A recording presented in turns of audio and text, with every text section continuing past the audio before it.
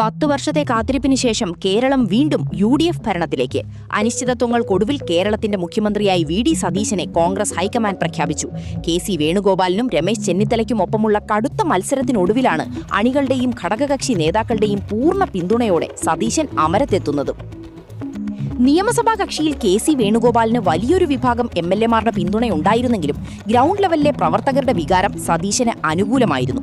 ഇത് തിരിച്ചറിഞ്ഞാണ് ഹൈക്കമാൻഡ് നിർണായകമായ ഈ തീരുമാനമെടുത്തത്. 140-ൽ 102 സീറ്റുകൾ നേടിയുള്ള UDF-ന്റെ ഈ വൻ തിരിച്ചുവരവിൽ വി.ഡി. സതീശന്റെ പങ്ക് വളരെ വലുതാണ്.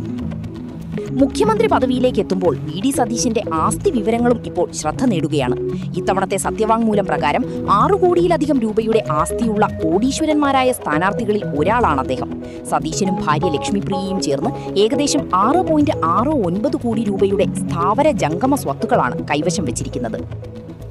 ബാങ്ക് നിക്ഷേപങ്ങൾ, ഓഹരികൾ എന്നിവയ്ക്ക് പുറമെ സതീശന്റെ പേരിൽ 35 ഗ്രാം സ്വർണവും ഭാര്യയുടെ കൈവശം 1128 ഗ്രാം സ്വർണവുമുണ്ട്.